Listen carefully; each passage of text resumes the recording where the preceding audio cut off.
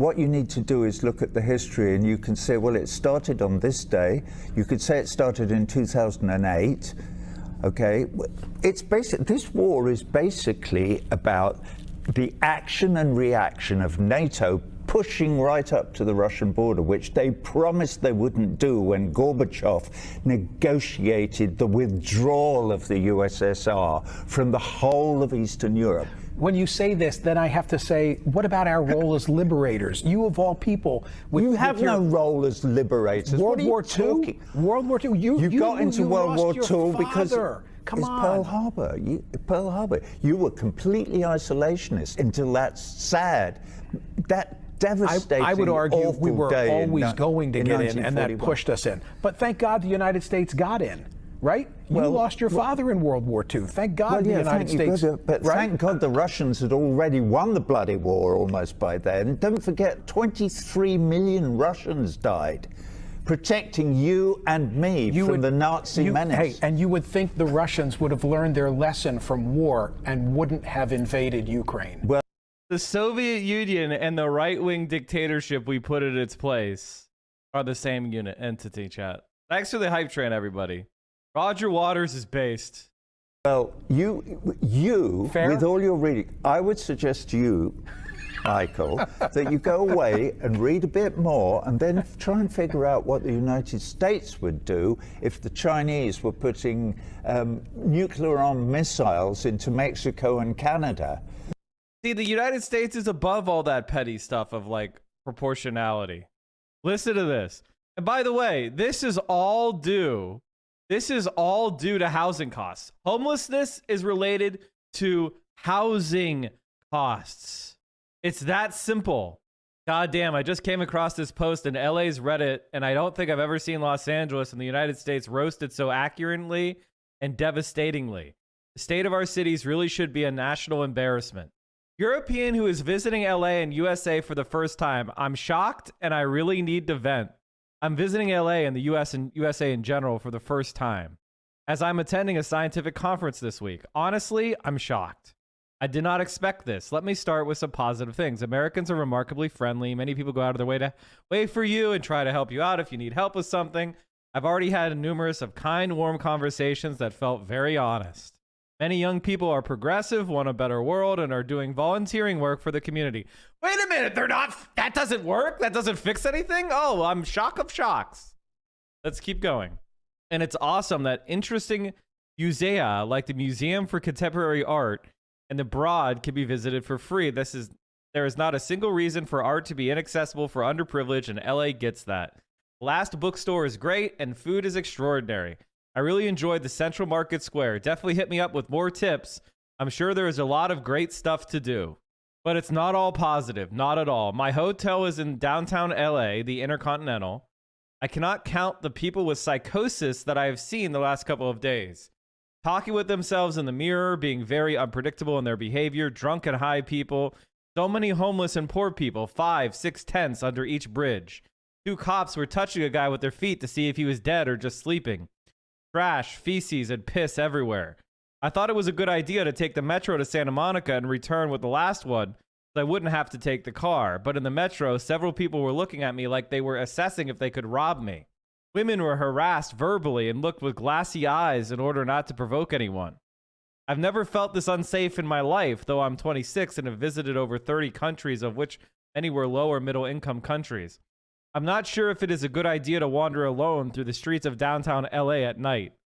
Meanwhile, the streets are full of 100K plus cars. I cannot grasp the staggering inequality in this country and how racially structured it is. Where is the government? And where is their fucking responsibility? As if a government can only exist of police officers. This is the result of deliberate choices masked as incompetence. The show must go on and taxes must remain low at all costs, it seems. In the back of my mind, the USA was quite similar to Europe, but this does not seem to be the case. It feels like a different world to me. One that feels a bit dystopian. I've never experienced these things on such a scale, and it feels like politicians have never prioritized it. There is no equality at all, and some human lives seem to be worthless. It hurts to me, if I'm honest. How did it come this far? Are these problems specific to LA? Or does this provide me with a good image of other large American cities? Does it get worse? the last few years? Is it better in other neighborhoods? How can this be solved? The answer to that is it's every major American city. How could this be solved? We already know the answer, but not enough people want to roll up their sleeves and do what needs to be done. That's that. Like, I don't even understand it. Like, doesn't having like a beautiful country, isn't that kind of a flex? Like, when you get to a certain level of wealth, don't you want to be able to flaunt it? Don't you want to be able to walk around and like enjoy life? Like, Jesus Christ, going from gated community to exclusive hotel and that's it. So cloistered. It's like a fancy prison. Why don't they want to have a society where they can look around with pride? It's disgusting. Not sure if you read the book, The Spirit Level, but it's a couple epidemiologists writing it, and the thesis is essentially that rich people fare better psychologically in countries with less inequality. The title of the book should signal that it's not exactly a material analysis, though, so I don't love it overall. I mean, of course rich people like fare better psychologically in societies with lower inequality. Of course. Just think about it like this. Do you want to be on top? Do you want to be the king of shit island? Or do you want to be king of a beautiful place?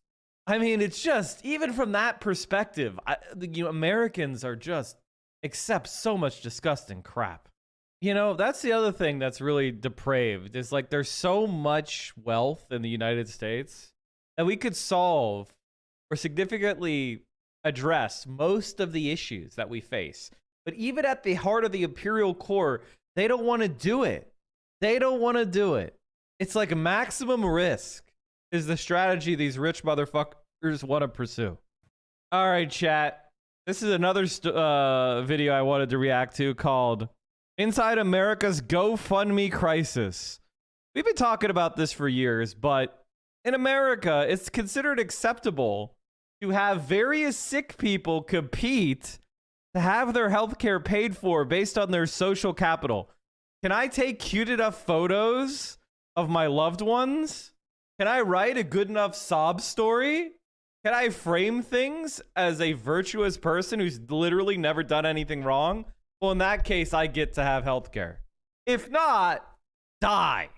System is so broken that America's healthcare system is so broken that every year, hundreds of thousands of people are literally asking for donations to afford medical treatment. GoFundMe has helped Americans pay for billions of dollars in medical bills. Leah Butler is one of them. If you see I got the final notice, that means girl pay up, but I'm not. Certain, thanks for the Leah has thousands in medical debt because her 3-year-old daughter, Alea, I need a GoFundMe to pay for the photographer who takes photos for my other good GoFundMe to pay for my cancer treatments. That's America. That's America. Requires round-the-clock care. And the shocking thing is, Leah has medical insurance. Private insurance has got to go. So is GoFundMe actually helping Americans avoid medical debt? Or is there a better way to do healthcare in this country?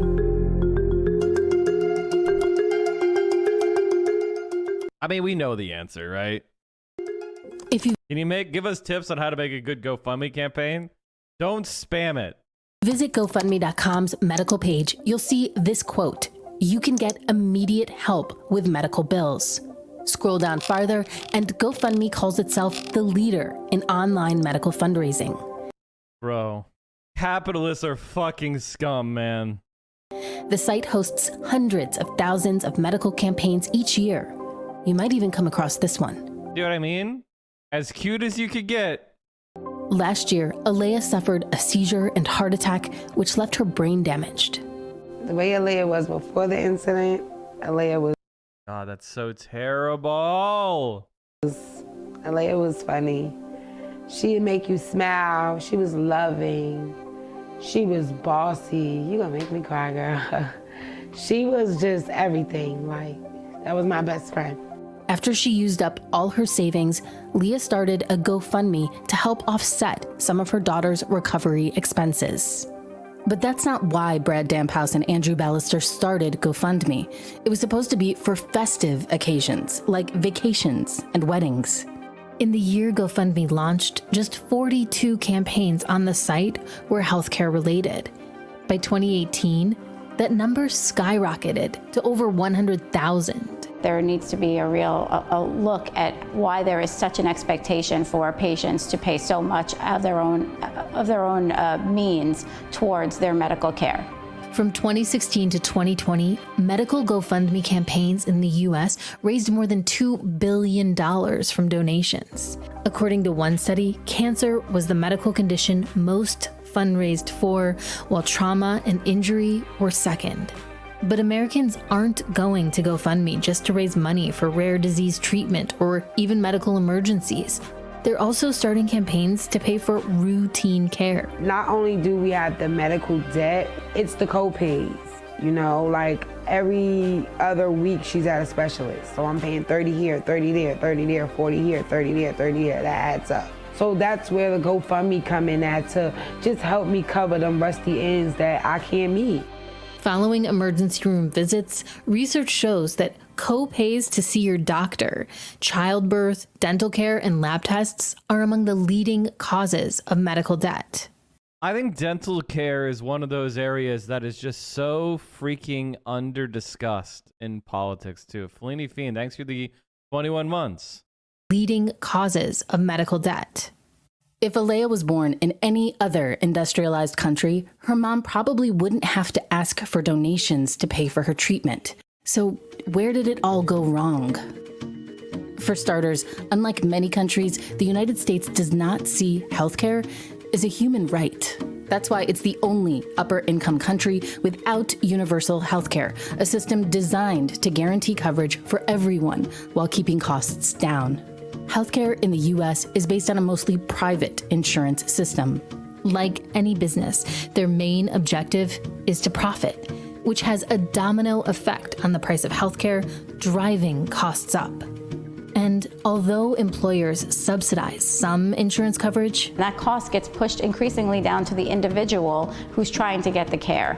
in 2017, about 34% of healthcare costs, more than $800 billion, didn't even go toward treatment. They were actually covering the administrative costs of insurance companies. Now, here's something you might not know. In the US, patients are charged for each service they receive. This is called fee-for-service healthcare. Take a look at this medical bill. If you stay overnight in the emergency room, you won't just be charged for the visit. You'll also be charged a fee for every service provided. This could be $90 for morphine, $722 for IV pushes, and $6.50 for a pill. Or if you just gave birth, $40 to hold your newborn. Yeah, that's a thing. More than 80% of primary care doctors and more than 90% of specialists in the US are actually compensated based on the volume of services they provide. This means they're incentivized to overprescribe and sometimes provide unnecessary services to patients. Well, because God forbid you actually had to look at the health outcomes in a holistic fashion. That sounds like fucking communism. Maybe we should have health insurance for health insurance, just in case you can't afford your health insurance. Oh, damn, good idea. I have the best insurance my employer offers. Had a crown put in, which was $750 after the insurance was processed. Yeah, it's pretty bullshit. Rather than helping them get healthier. In short, the more procedures providers deliver, the more money they make. But that equates to a larger bill for you. That is an untenable situation that we have got to address. And that, to me, is where we are always focused. What is the impact on the patient, and what changes can we make to ensure that the patient isn't shelling out so much out of their own pocket in order to get basic healthcare needs met? And lastly, healthcare is so expensive because the government doesn't regulate it. The U.S. government has no control over what hospital systems and pharmaceutical companies charge for their services, including care, insurance, or drugs. There's another reason Alea's mom was more likely to need help on GoFundMe. 28% of Black households and 22% of Latino households have medical debt, in comparison to 17% of white households and 10% of Asian ones. This gap is even wider when you factor in location. In places like St. Louis County, Missouri, that percentage quadrupled for communities of color compared to white communities. So it's a good thing that Americans have GoFundMe to help them get out of this nightmare, right? GoFundMe does not work to solve people's medical debt problems.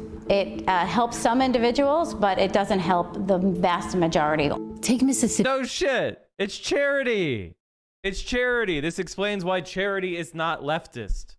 Because helping some random individuals, while good on a case-by-case basis, is not how we solve problems. It just is a safety valve for the most persuasive and the most communicatively savvy people. The people that, if they complained, might put the best pressure on the system because of how articulate they are or how well they can make their case. Well, they get money from GoFundMe and drop out. And so it's the people that are the most marginalized, the most alienated, who don't get any help at all. 90% of GoFundMe sitting at $0 of their goal. Exactly. It's deserving versus undeserving poor. And who decides? Mississippi, for example, the state's population has the highest percentage of medical debt, and it has one of the highest percentages of uninsured individuals. And yet, GoFundMe health campaigns from Mississippi have raised less money than campaigns from any other state.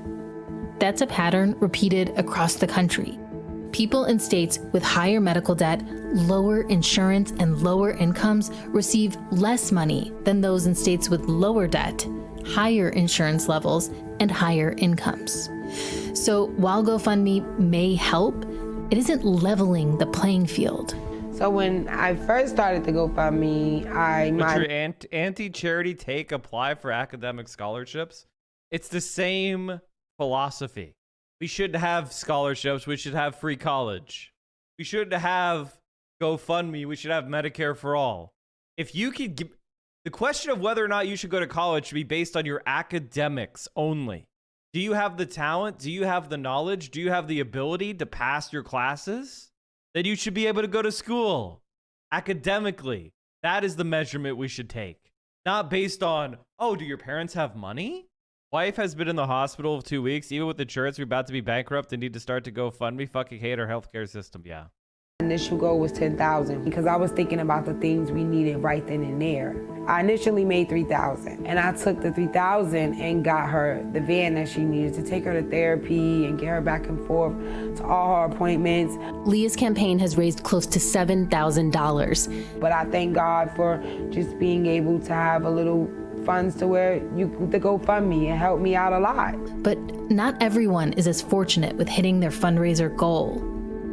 When it comes to the overall success of medical campaigns on GoFundMe, 16% of them raised nothing, while 90% failed to meet their goal in 2020. Many of the people behind these desperate campaigns end up bankrupt. Unsurprisingly, medical debt is the #1 cause of bankruptcy in the United States. And once the medical debt goes into collection agencies take a variety of actions, as do hospitals, to collect their debt. It could be anything from garnishing someone's wages, going after their home, going after their car. It could just be harassing phone calls. In April, the White House announced measures it would take to help ease medical debt for Americans, like informing consumers of their rights and making medical debt forgiveness for veterans more accessible. And starting in July 2022, the 3 largest credit bureaus will remove paid medical debts from credit reports. So these are solid changes in the right direction, but I also want to be clear that it is not enough in and of itself. The small changes we see happening now are thanks to decades of grassroots efforts to push politicians to address the root cause of medical debt, the U.S. not having universal health care. But will this become a reality anytime soon? You know, there's a lot of calls appropriately for, should there be a single payer system? Should there be universal health care? I don't frankly see the politics lining up for that. And so I want to see changes that are going to happen immediately. Allison believes the first thing that needs to change is insurance. People are feeling like they have an insurance plan that they're paying a lot for a premium on, and then what they're getting for it is something they can't actually afford, and that should not be allowed. I just really think that the government is... That's called private insurance. That's just how there's no way to make private insurance good. There's no way. It's really plucking us. That's the word I'll use. It's plucking us because I really think we deserve more as citizens and as taxpayers. We deserve help.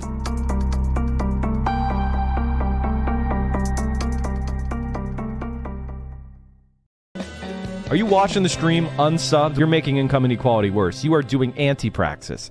We are the only Twitch stream that will not accept scam advertisers, and I will never fuck you over by selling you crap.